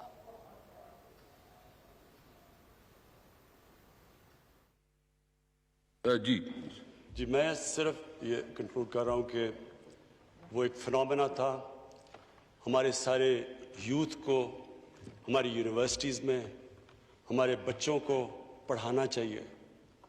لوگوں کو پتہ ہی نہیں ہے وہ کیا ٹرانسفارمیشن ہوئی کہ ایک قوم جس کو کوئی پوچھتا نہیں تھا، 2 ایمپائر سے وہ قوم دنیا کی امامت کرنا شروع کر دیا. 30 سال کے بعد، یعنی مدینہ کی جو ہجرت ہوئی 623 میں، اس کے 30 سال کے بعد وہ دنیا کی سب سے عظیم پاور بن گئی. تو کیا ہوا؟ تو قرآن میں ہمیں اللہ کہتا ہے کہ ان کی زندگی سے سیکھو، ان کی سنت پہ چلو. تو مدینہ کی ریاست ان کی سنت تھی. انہوں نے کیوں ہمیں، اللہ نے جو قرآن میں ساری چیزیں ہماری بہتری کے لیے ہیں، تو اس قوم کی بہتری کے لیے بھی وہ جس طرح علامہ اقبال کہتے ہیں کہ مسلمان اٹھتا ہی تب ہے جب وہ ان پرنسپلز پہ چلا جاتا ہے. تو اسپیکر صاحب وہ جو ہوا، وہ جو وہاں ہوا، وہاں سب سے بڑی چیز تھی یہ جو کتاب میرٹ. ہوا کیا؟ جو ایک دم جو اب جب وہ کتاب پڑھیں گے یہ جو کہ کیسے وہ ایک دم پھیل گئے، جو اچھا کرتا تھا وہ اوپر آ جاتا تھا. کوئی کسی کی ذات کچھ نہیں تھی، کدھر سے آیا، بادشاہ ہے، شہزادہ ہے، کوئی فرق نہیں. انہوں نے صرف اور صرف ان کی سٹرینگتھ تھی ان کی میرٹ. ایک معاشرے میں میرٹوکریسی آ گئی. آج اسپیکر صاحب آج اگر آپ سٹڈی کریں کہ کیا وجہ ہے کہ یہ مسلمان پیچھے رہ گئے اور مغرب آگے چلا گیا، اس کی سب سے بڑی وجہ تھی بادشاہت۔ بادشاہت کے اندر میرٹ نہیں تھا، بادشاہت کے اندر خون کی وجہ سے لوگوں کو ملتا تھا۔ تو جب مغل پہلے 6 مغل بادشاہ 185 سال انہوں نے حکومت کی، ایک سے ایک بہتر تھا، لیکن اورنگزیب کے بعد 6 نے 185 سال حکومت کی، اورنگزیب کے بعد 13 سالوں میں اگلے 6 نے حکومت کی، کیونکہ کسی میں کیپبلٹی نہیں تھی، ان بعد شہزادوں میں کسی میں کیپبلٹی نہیں تھی۔ اس کے بعد ایگزیکٹلی وہی ہوا آٹومن امپائر کے ساتھ، عثمانیہ سلطنت۔ سلیمان کے بعد اس کے بعد کون آیا؟ اس نے جو اصل جس شہزادے نے آنا تھا، جس کو ٹرین کیا ہوا تھا، جو کیپبل تھا، اس کو سازش کر کے مروا کے تو ایک بیوی نے اپنا بیٹا لے آئی جو سلیمان کی فیورٹ تھی۔ اس کے بعد ان کی ڈکلائن شروع ہو گئی۔ سو ڈیموکریسی کیوں پریویل کی؟ جتنی ڈیموکریسی میں میرٹ ہوتی ہے اتنی ڈیموکریسی آگے چلی جاتی ہے۔ الیکشن میں ڈیموکریسی نہیں ہے، ڈیموکریسی میں میرٹ ہوتی ہے اور ڈیموکریسی میں اکاؤنٹیبلٹی ہوتی ہے لیڈرشپ کی۔ اس کی وجہ سے ڈیموکریسی بادشاہت کو پیچھے چھوڑ گئی۔ آج چائنا آگے نکل گیا ہے۔ آج چائنا کا یہ ہے کہ آج ان کی جو میرٹ کا سسٹم ہے، آج آپ ان کی فالو کریں، کمیونسٹ پارٹی، یہ جو 2 آئے ہیں ان کے پریزیڈنٹ لی اور جو پریمیئر لی اور پریزیڈنٹ، 40 سال انہوں نے گاؤں سے اٹھ کے اوپر آئے ہیں۔ ان کی ان کا تجربہ، آپ حیران ہو جائیں گے کہ کس طرح ان کا سسٹم ان کو اوپر لے کے آیا۔ اور جو اگلی چیز کہ کیوں معاشرے آگے چلے جاتے ہیں، مدینہ کی ریاست میں سب سے بڑی چیز کیا تھی میرٹ کے علاوہ؟ رول آف لا، قانون کی بالادستی۔ آج تک کوئی دنیا کا معاشرہ قانون کی بالادستی کے بغیر اوپر نہیں جا سکا۔ 2 خلیفہ وقت کھڑے ہوئے جا کے قاضی کے سامنے، حضرت علی رضی اللہ تعالیٰ، ان کا مقام اسلام کی تاریخ میں کیا ہوگا؟ وہ ایک یہودی سے کیس ہار جاتے ہیں، کیونکہ قانون، رول آف لا تھا، کوئی قانون کے اوپر نہیں تھا۔ حضرت عمر، ایک عام آدمی پوچھتا ان سے کہ بتائیں آپ نے یہ کپڑے کدھر سے لیے؟ جو حکمران تھے وہ اکاؤنٹیبل تھے، جواب دہ تھے۔ آج اگر آپ دنیا کو دیکھیں، سٹڈی کریں آج دنیا کو، جو غریب ملک ہے، جدھر غربت ہے، وہ رول آف لا نہیں ہے۔ کوئی مجھے ملک بتا دیں، افریقہ کے اندر ملکوں کے پاس ہیرو ہیں، پیسے ہیں، منرلز ہیں، سب کچھ ہیں، تیل ہے، غربت کی انتہا ہے۔ جب سٹڈی کریں گے وہ رول آف لا نہیں ہے۔ وہاں لوگ، ان کے حکمران سارے، آپ ان کی پوری سٹڈی کریں، ان کے بھی حکمران وہاں سے پیسے چوری کر کے باہر کے ملکوں میں لے جاتے ہیں۔ جب تک آپ رول آف لا نہیں لے کے آتے اور رولرز اکاؤنٹیبل نہیں ہے، یہ جو سارا پروسیس شروع ہوا تھا ویسٹرن ڈیموکریسی کا، یہ جو ویسٹ منسٹر کی ہے، وہ میگنا کارٹا سے شروع ہوا تھا۔ وہ کیا تھا؟ بادشاہ کو قانون کے نیچے لانا، وہ پروسیس شروع ہوا تھا۔ تو ہم آج پاکستان میں یہ اپنے ذہن میں ڈال رہے ہیں کہ کوئی ملک آج تک جب تک ان کے جو حکمران ہیں ان کو ملک کے قانون اپلائی نہیں کرتے اور وہ اکاؤنٹیبل نہیں ہیں، وہ جواب دہ نہیں ہیں، وہ ملک ترقی نہیں کر سکتا۔ آج تقریباً 1 ٹریلین 1000 ارب ڈالر غریب ملکوں سے جاتا ہے امیر ملکوں میں ہر سال، اور اس میں سے ایک تو ٹریڈ سرپلس ہوتا ہے کیونکہ ان کے زیادہ چیزیں ہم خریدتے ہیں ان کی، لیکن دوسرا جو رولنگ ایلیٹس ملک سے پیسہ چوری کر کے باہر بیچتی ہیں، یہ سب سے بڑی وجہ ہے کہ ان ملکوں میں غریب امیر میں بھی فرق ہو جاتا ہے اور غریب ملک اور امیر ملکوں میں فرق ہو جاتا ہے۔ اسپیکر صاحب، میرا کوئی کسی سے لڑائی نہیں ہے۔ میں پہلے دن سے جب یہاں آیا ہوں، تقریر نہیں کرنے دی مجھے، جب میں بات کرتا ہوں شور مچتا ہے، غلط باتیں کرتی ہیں، میری کسی سے کوئی لڑائی ہے؟ ان سب کو جو بھی یہ سمجھتا ہے کہ یہ میں کسی سے لڑائی کی وجہ سے یا کوئی میں اپنے دشمنیاں کسی سے ہیں، میری کوئی کسی سے دشمنی نہیں ہے۔ میں آج آپ کے سامنے کہہ رہا ہوں کہ اگر پاکستان کے اندر، ہمارے ملک میں اگر صحیح معنی میں اکاؤنٹیبلٹی پروسیس نہ چلا، ہم کسی صورت اتنا پیسہ نہیں اکٹھا کر سکتے اپنے بچوں کو تعلیم دینے کے لیے، صحت ان کے علاج کرنے کے لیے، ہسپتال ٹھیک کرنے کے لیے، ہم آگے بڑھ ہی نہیں سکتے۔ اور نہ ہم کیا، کوئی ملک نہیں بڑھا۔ اب سوئٹزرلینڈ کے پاس کیا ہے؟ نیوزی لینڈ کے پاس کیا ہے؟ ان کے پاس تو کچھ بھی نہیں ہے. پاکستان کے پاس جو منرل ویلتھ پہ ہم بیٹھے ہوئے ہیں, ہمارے پاس جو ریزروز ہیں, آپ کو پتا ہے پاکستان نمبر 5 پہ ملک میں ہے جس میں 3-4 مین جیم سٹونز ہوتے ہیں. 3 اس میں سے 5th بگیسٹ ریزروز ہیں 3 جیم سٹونز کے پاکستان میں. غریب ترین ملک ہے, وہ چوری ہو کے باہر جا رہے ہیں, کوئی ملک کو فائدہ ہی نہیں ہو رہا. ہمارے پاس یہ جو ریکو ڈیک کا یہ کیا ہوا ہے؟ کرپشن کی وجہ سے یہ سارا پھنسا ہوا ہے. جدھر ہر پاکستان کو پیسہ فارن ایکسچینج آنا چاہیے تھا, نہیں آ رہا. وہ کارکے کا وہ ہوا سارا, وہ کرپشن کی وجہ سے 190 ارب روپے کا ہمارے اگینسٹ ڈیمیجز ہو گئے. میں تو شکر کرتا ہوں پریزیڈنٹ اردوغان کا کہ انہوں نے بیچ میں پڑھ کے ہمیں وہ معاف کروایا, نہیں تو ہمیں 190 ارب اور پڑ جانا تھا. اور پیچھے سب کے پیچھے جائیں گے تو جب آپ ایک ملک کی جب ایلیٹ کرپشن پہ لگی ہوئی ہے, وہ آپ کیسے سمجھتے ہیں وہ ملک ترقی کرے گا؟ ہم جب آپ کسی کے اوپر کیس ہوتا ہے وہ کہتے ہیں جی پولیٹیکل وکٹمائزیشن ہے.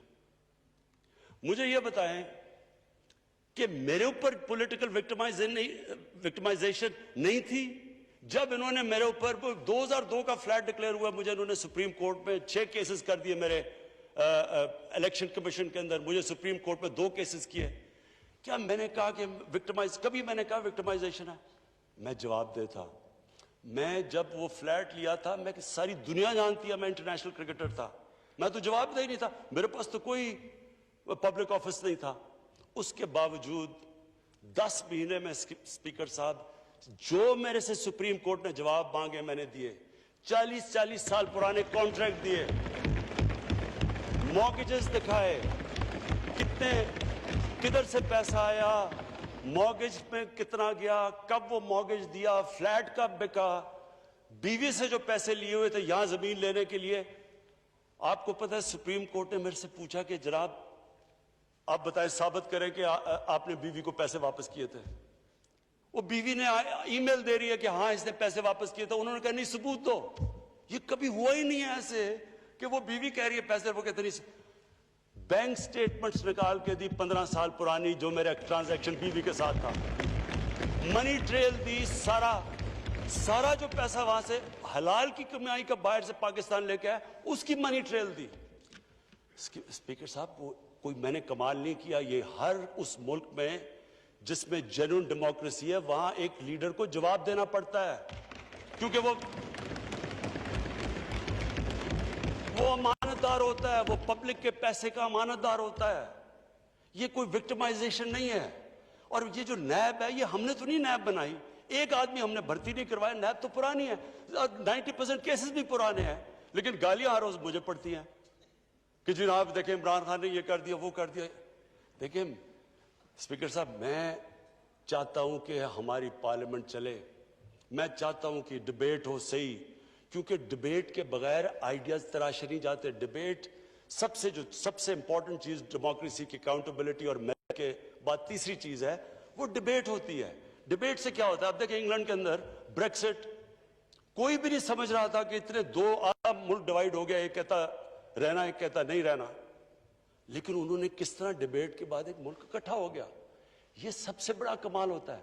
یہاں ڈبیٹ ہی نہیں ہو سکتی, جب بات کرو وہ شروع ہو جاتے ہیں کہ جی وہ نیب نیازی نیکسس یا کبھی کچھ شروع ہو جاتے ہیں. یعنی اس طرح تو دیکھیں نا اسپیکر صاحب, میں نے تو نہیں نیب بنائی. پوائنٹ یہ ہے کہ کیا فنڈامنٹل پرنسپل یہ ہے, کیا ہمارے جو اقتدار میں لوگ رہتے ہیں وہ جواب دینا چاہتے ہیں اپنی ویلتھ کا یا نہیں دینا چاہتے؟ اور اگر وہ نہیں دینا چاہتے تو باقی کیوں دیں گے؟ آپ جو کلچر ہوتا ہے وہ اوپر سے سیٹ ہوتا ہے. وہ کہتے ہیں fish rots from the top. جب اوپر سے خراب ہوتا ہے سارا معاشرہ نیچے تک تباہ ہو جاتا ہے. کرپشن کا اسپیکر صاحب نمبر 1 پرابلم یہ ہوتا ہے کہ ملک میں جو پیسہ ہیومن ڈیولپمنٹ میں جانا ہوتا ہے وہ لوگوں کی جیبوں میں چلا جاتا ہے. نمبر 2 پرابلم یہ ہوتا ہے کیونکہ چوری کا پیسہ ہوتا ہے وہ ملک میں نہیں آپ رکھ سکتے, وہ آپ کو ملک سے باہر بھیجنا پڑتا ہے. وہ سیکنڈلی وہ, اور جب آپ پیسہ باہر بھیجتے ہیں ایسٹیمیٹ لگایا جاتا ہے $10 ارب پاکستان سے منی لانڈر ہوتا ہے ہر سال. یہ اسٹیٹ ڈپارٹمنٹ کا امریکہ کا ایسٹیمیٹ ہے. تو یہ جب $10 ارب باہر جاتا ہے تو ہمیں جا کے IMF سے 6 ارب کا قرضہ لینا پڑتا ہے. جب آپ کا ملک کا پیسہ باہر جاتا ہے وہ پیسہ ملک میں خرچ ہو تو یہاں ہم روزگار دے سکتے ہیں, وہ باہر چلا جاتا ہے. اس کے بعد روپے پہ علیحدہ پریشر پڑ جاتا ہے. اس کے بعد جب آپ کرپشن کرتے ہیں آپ کو ادارے توڑنے پڑتے ہیں آپ کو. اب یہ کیا ہوا شوگر, اب میں صرف لاسٹ ختم کرتا ہوں. شوگر, اس شوگر کیا ہوا, شوگر انکوائری میں کیا چیزیں سامنے آئیں؟ یہ شوگر انکوائری پاکستان میں لینڈ مارک انکوائری ہوئی ہے. چینی کی قیمت بڑھ گئی. چینی کی جب قیمت بڑھی ہمیں لوگوں نے کہا کہ جناب آپ سب ذمہ دار ہیں. ہم نے انکوائری کر دی. انکوائری کے اندر سرسری رپورٹ آئی. ہم نے جب سرسری رپورٹ آئی تو اس سے انکلوسیو اس رپورٹ کیا آئی پتہ. سب سے پہلے یہ ذرا کمال کی چیز سنیں کہ جب ہم نے پتہ چلوایا کہ جناب یہ چینی کی قیمت کون ڈٹرمن کرتا ہے, کیونکہ یہ قیمت جو بڑھی ہے, وہ کہتے ہیں جی شوگر مل ایسوسی ایشن فیصلہ کرتی ہے چینی کی قیمت کیا ہونی چاہیے. جنہوں جو فائدہ اٹھا رہے ہیں وہی فیصلہ کر رہے ہیں. جب ہم نے فورینزک اس کی آڈٹ کی اسپیکر صاحب, اس میں جو چیزیں نکلی اسی ایک کیس کو لے لے تو آپ سوچ لیں کہ پاکستان سے ہو کیا رہا ہے. سب سے پہلے کیا چیز نکلی, 29 ارب روپے کی 4 سالوں میں سبسڈی لی انہوں نے, اور ٹوٹل ٹیکس ساری شوگر ملز نے 9 ارب روپے کا دیا. ساری شوگر ملز نے مل کے 9 بلین روپیز کا ٹیکس دیا. سیکنڈ چیز کیا سامنے آئی کہ جو بیچارے کسان تھے ان سے کس طرح ان کو پریشرائز کر کے فرنٹ مین کٹوتی کرتے ہیں. ان کی پرائس سیٹ ہوتی تھی 180 کتنی, ان کو ملتی تھی 140 بیچ میں. اپنے ہی شوگر ملز کے ٹاؤٹ جا کے وہ پیسہ وہاں بچ جاتا تھا. پھر پتا چلا کہ جو شوگر سٹاکس پڑے ہوئے ہوتے تھے وہ صرف 60 to 70% ڈکلیئر ہوتے تھے, باقی 30% آف بکس جاتے تھے. بلین یعنی اربوں روپے کا وہاں فائدہ ہو جاتا تھا, سیلز ٹیکس بچ جاتا تھا. پھر پتا چلا کہ جناب جو چینی ایکسپورٹ کی جاتی ہے ریبیٹ تو لے لیتے تھے. یہ ذرا سنیں, پتا چلا کہ وہ چینی 70% افغانستان جا رہی ہے. جب دیکھا تو وہ افغانستان اس میں سے تھوڑی سی, باقی چینی واپس آ جاتی تھی. ریبیٹ بھی لے لیتے تھے, سیلز ٹیکس بھی بچا لیتے تھے. اور اوپر سے جب میں نے وہ چائنیز پرائم منسٹر سے ملا اور ہم اپنی ایکسپورٹ بڑھانے کی, ہمارے کرائسس ہوا تھا فورن ریزرو, ہمارے پاس فورن ایکسچینج ریزروز کا, تو جب میں نے چائنیز پرائم منسٹر کو کہا کہ جی ہم اس نے کہا سرپلس کیا, میں نے کہا جی شوگر ملز نے ہمیں سب نے کہا کہ جناب اگر آپ چینی نہیں اٹھائیں گے تو کسانوں کے, ہم کسانوں سے نہیں لیں گے تو کسان سڑکوں پہ آ جائیں گے تو آپ کو ریبیٹ دینی پڑے گی. پریشر میں ہم نئی گورنمنٹ آئی تھی, ہم نے ریبیٹ دے دی.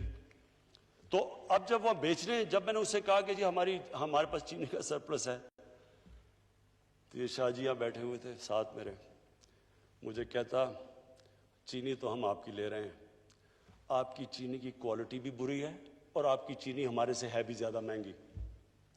تو اسپیکر صاحب یہ ہے ایلیٹ کیپچر اس ملک کا, یہ ہے المیہ. اور یہ میں آج آپ کو بتا رہا ہوں, یہ جیسی جیسی ہم کھولتے جائیں گے آگے, یہ آپ دیکھیں گے کہ یہ سارا ملک میں ایسے ہو رہا ہے. جو لوگ اوپر بیٹھے ہوئے ہیں وہ نہ ٹیکس دیتے ہیں, عوام کو بھی مہنگی چیزیں دیتے ہیں, مونوپلیز ہیں. سارے جتنے اسٹیٹ کے ادارے تھے, جتنے ریگولیٹرز تھے, S E C P, competition commission of Pakistan, F B R, سب ملے ہوئے تھے. انہوں نے 2 بکس رکھی ہوئی تھی. ایک بک کے اندر کہ وہ جو آفیشل ہے, دوسری بک کے اندر باقاعدہ رکھا ہوا ہے کہ کین کمشنر کو کتنے تنخواہ جا رہی ہے, وہ ایف بی آر والے کو کتنے پیسے جا رہے ہیں. باقاعدہ کتابوں میں لکھا ہوا ہے کہ ساروں کو رہے تھے. تو میں صرف یہ کنکلوڈ کرتا ہوں اسپیکر صاحب, اپنی اپوزیشن سے بڑے ریسپیکٹ سے کہنا چاہتا ہوں, میری کوئی کسی سے دشمنی نہیں ہے, نہ بدلہ لینا چاہتا ہوں.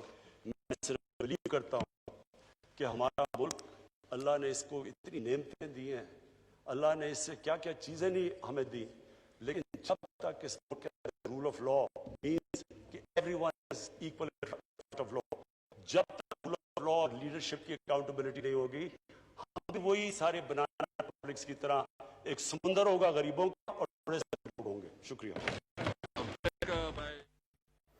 وزیر اعظم عمران خان قومی اسمبلی میں اظہار خیال کر رہے تھے. ان کا کہنا ہے کہ پاکستان کو اوپر لے کر جانا ہے, ان کی کسی سے کوئی دشمنی نہیں ہے, ان کا مقصد صرف اور صرف پاکستان کو اور پاکستانیوں کو خوشحال بنانا ہے.